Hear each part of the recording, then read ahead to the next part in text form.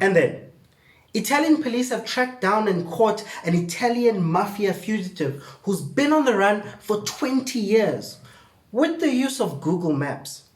Google Maps Street View took a photo of him in front of a fruit shop in Spain, which prompted further investigation. This is crazy. I have a couple of deep fears when it comes to this Google Street View. What if they catch me doing the walk of shame? What if I have bad diarrhea while driving and I pull over to take a dump on the side of the road and they take a photo of me? Worse still, what if they catch me scuba walking? You gotta see it, folks. It's fun. But never would I have thought that one of the applications of this Google Street View was to catch people. And it's actually getting better at it. This route that took 20 years to catch this guy now catches you almost immediately. Unlucky. Very unlucky guy. Very unlucky guy. And then, if you're South African and you don't know what January 8th stands for, frankly, I'm ashamed of you. January 8th is the anniversary of the ANC's founding, and every year they host an address and celebrate this happening. Those old ANC cadres were focused 8 days after December ended, and they're out here starting parties. I'm barely back in kind regards mode, and they were doing such big things. It's crazy. But who better to disrupt this day than a guy who knows a lot about the ANC? So this weekend promises to be quite an eventful one on the political scene as the EFF plans to stage its KwaZulu-Natal Siyabonga rally on the same day as the ANC's January 8th statement in Limpopo. EFF leader Julius Malema is expected to address scores of supporters in Durban tomorrow. The EFF will also be hosting a Siyabonga rally in KZN on January 8th, and honestly it's made it a tough decision on which event to attend.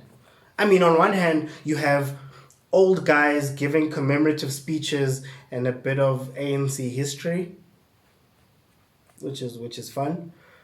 Or Uncle Vinny. I wonder if it's too late to get myself something red and go attend that party. And then, Parliament was on fire this week. And no, it wasn't passing new laws. Because he wasn't keeping us warm by roasting an unsuspecting ANC member who happens to be on the podium.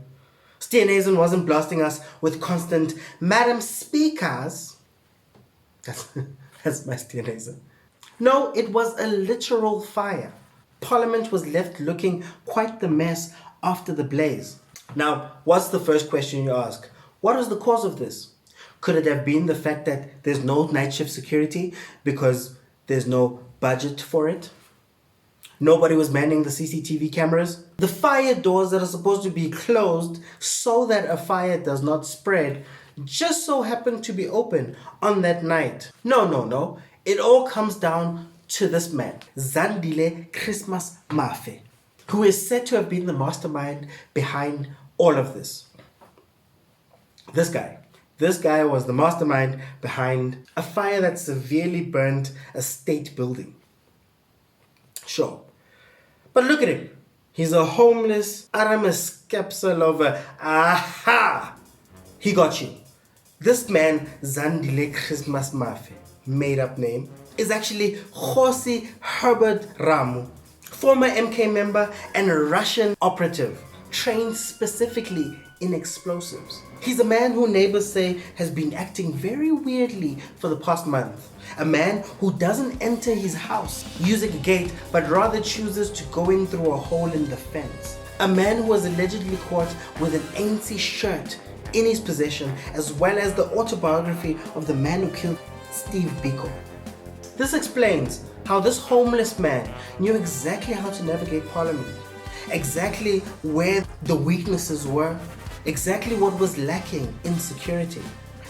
But also a man who clearly didn't attend the classes about getting away after doing the espionage, because he was apprehended one day after the blaze happened by our police. One day. We still don't know who started the riots, but our law enforcement agencies found him in one day.